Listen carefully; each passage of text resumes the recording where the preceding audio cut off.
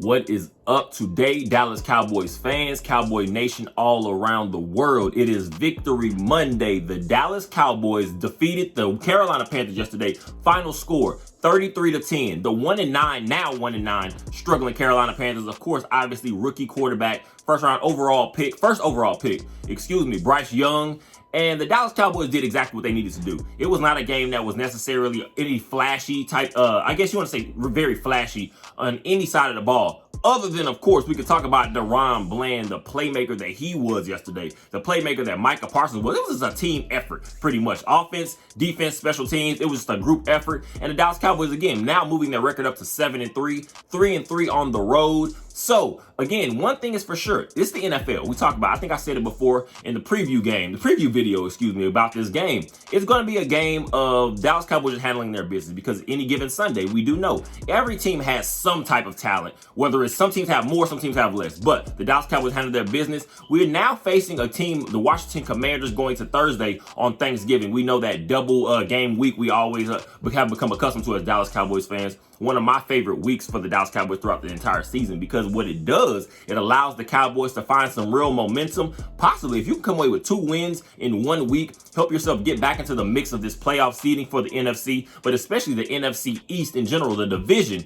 We do know the Philadelphia Eagles have a game tonight against the Kansas City Chiefs, a Super Bowl rematch from last season. This is going to be a perfect position for the Dallas Cowboys to make some room and to make up some ground, hopefully, on the team, because we do know there is the meat of the schedule. I've said before, the Dallas Cowboys are going to be facing teams like the Detroit Lions, the Seattle Seahawks, the Buffalo Bills, the Miami Dolphins. We're also going to see the Philadelphia Eagles again. So the Cowboys now have put themselves in position to be able to make some noise. And so honestly, I want to say one thing is for sure, Mike McCarthy, the slow kind of process that he kind of talked about early on in this regular season, but also going off from training camp and going into preseason. He talked about pretty much you want to be the best team, playing the best at your best towards the end of the regular season and heading into the playoffs. So I don't want to get ahead of anything, but the Dallas Cowboys did take care of business a little bit yesterday. So let's talk about it. Dak Prescott yesterday, was the best way to describe him in his entire game, I guess you want to say his total game overall, was efficient. That was the best way to describe it. Dak Prescott threw for a total of 189 yards,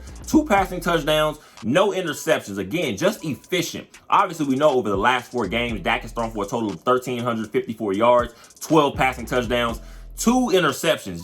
Just great ball and taking care of the ball. That's the number one thing. We saw last year, to me, it wasn't really Dak Prescott himself. Sometimes we lose bad instances, bad bounces, unfortunate plays last season. It felt like. And of course, you go through national media. You know, Dallas Cowboys are going to bring clicks. Not even really local media, but more so national media is going to bring clicks. Just talk about the Dallas Cowboys. So, Dak Prescott, he's a turnover machine, interception machine. We know that hasn't been Dak Prescott predominantly the majority of his career. So, it is just great to see him actually be able to just hold down the fort. Again, yesterday, it wasn't really an explosive offensive performance on that side of the ball from anybody, but it was just more being steady and taking kind of what we were giving.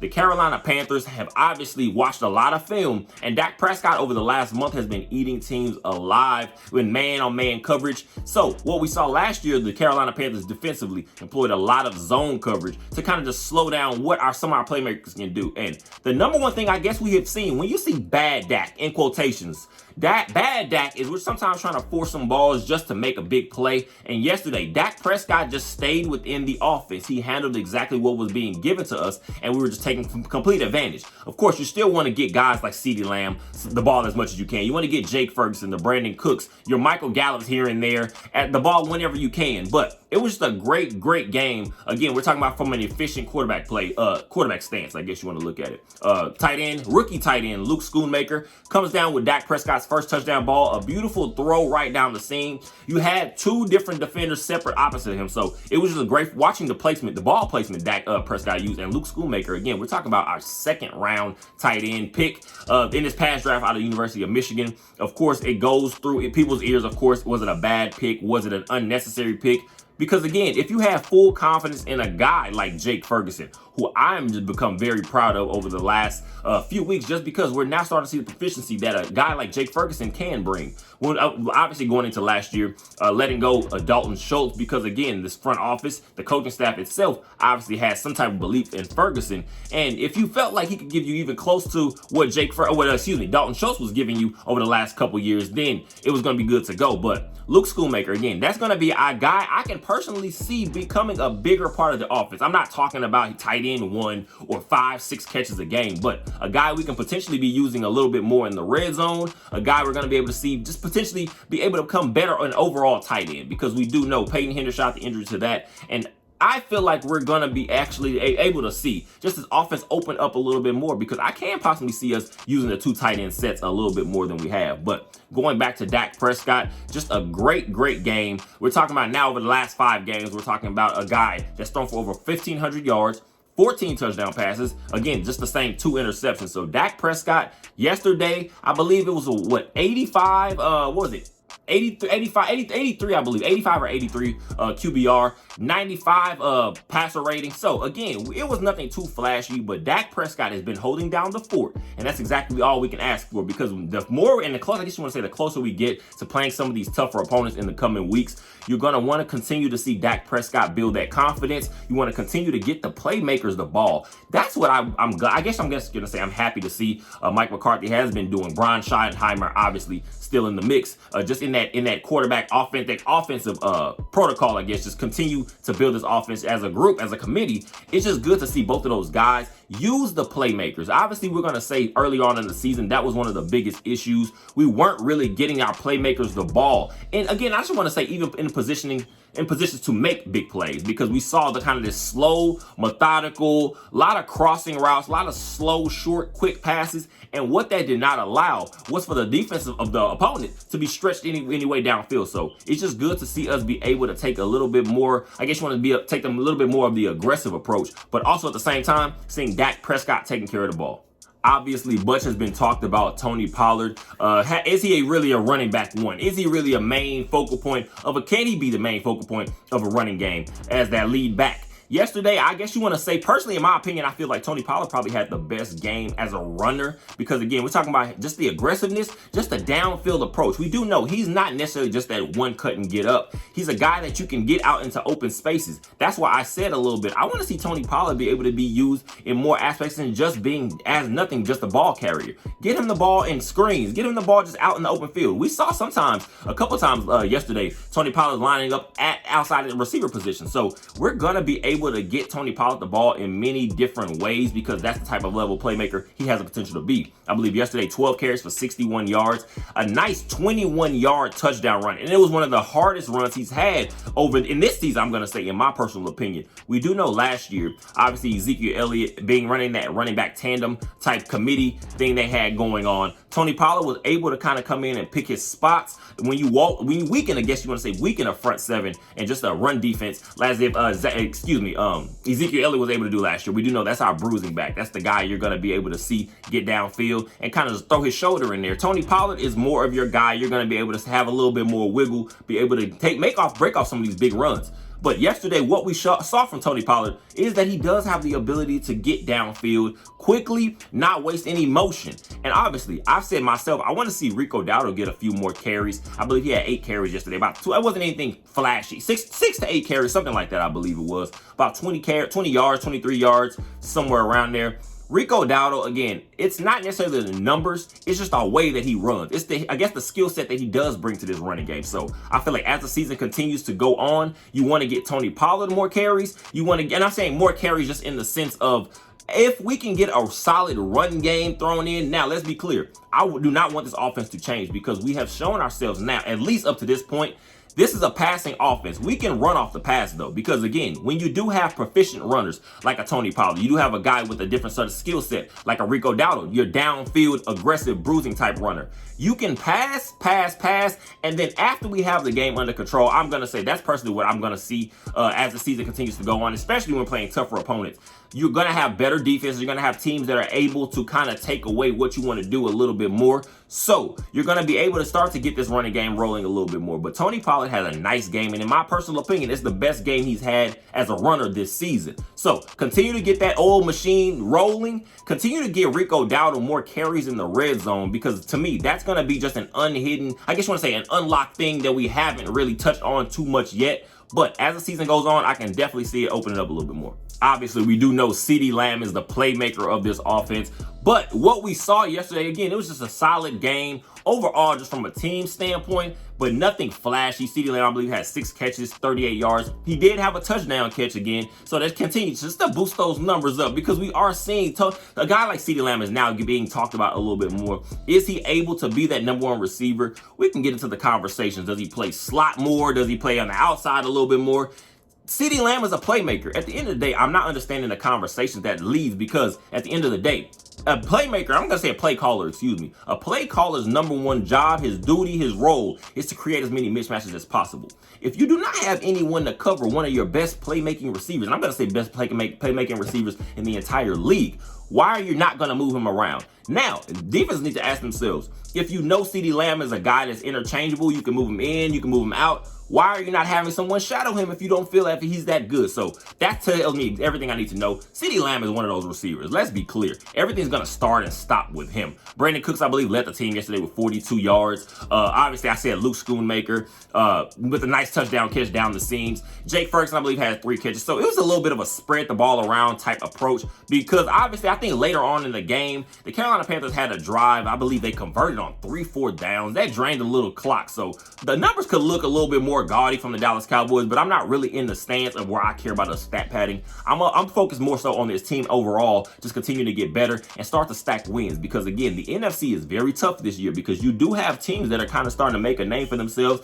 I believe yesterday the Detroit Lions moved to 8-2, a team we're going to face again a little bit later. So we have got to continue to stay in that mix. Because you do not want to let anybody get out ahead, because we do see the Philadelphia Eagles up to this point have looked like the best team overall in the NFC. So continue to just keep yourself in that mix, continue to get better, continue to show that you can get other guys involved. To me, when you're playing weaker opponents such as the Carolina Panthers, again, the Carolina Panthers that just moved to 1-9, obviously we're looking at potentially maybe getting another #1 overall pick.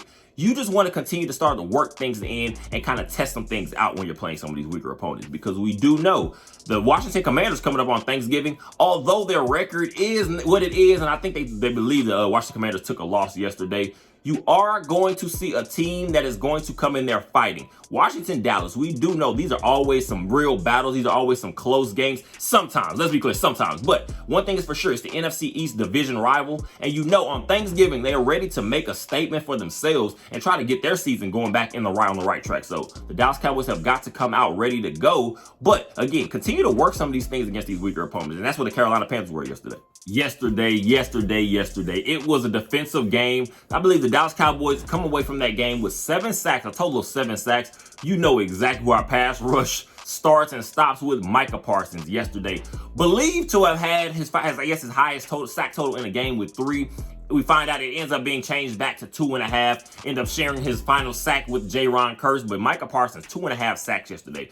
Took over from the beginning. And you watch many plays, not even recording a stat on a specific play. You just watch the pressure that he's putting on Bryce Young. There are many times Bryce Young has forced himself out of the pocket, because one thing is for sure, Dan Quinn, we see him all the time. You like to move Micah Parsons around a lot, but I love watching Micah Parsons rush right up the center, because again, we're talking about a guy with that athleticism. That freakish athleticism. Let's call it, take it a step above. That freakish athleticism. Micah Parsons beats the center usually off the ball so fast. Plays are blown up just from a timing standpoint. Yesterday, Micah Parsons took over that game from start to finish.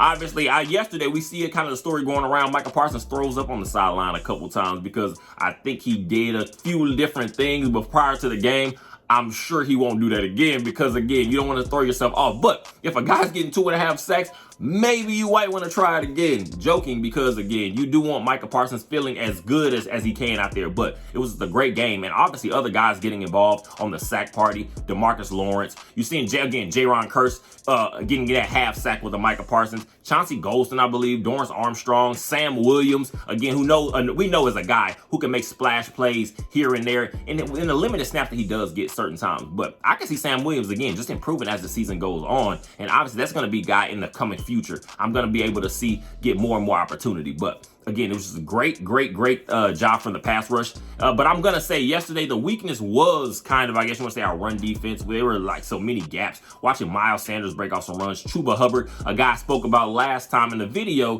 the preview video. Chuba Hubbard is more of that one cut, get downfield back. He doesn't waste too much motion. And we saw the Dallas Cowboys front seven, their interior more so, have a little bit of trouble I guess you want to be in those stop gaps and just filling up those holes a little bit, because you did see Miles Sanders. You did see Chuba Hubbard break off some runs here and there. So that's one of those things you have got to get cleaned up. But I will take it to the sense of, like I said, when we play complementary football is not necessarily slow paced where you're just trying to save the defense. Sometimes it's just attacking, because one thing we know, the Dallas Cowboys, one of our strongest parts, I guess you want to say stronger suits on defense especially, is our pass rush, is getting after the quarterback. And we do know our secondary has been playing well for the most part in this season. So if our offense is going to take advantage of some of these opponents and jump out early, and we can make other offenses just completely one-dimensional, just having to throw the ball, putting them in long third and down situations, we're going to be in the right position, because we do know we have many guys that can get after the quarterback.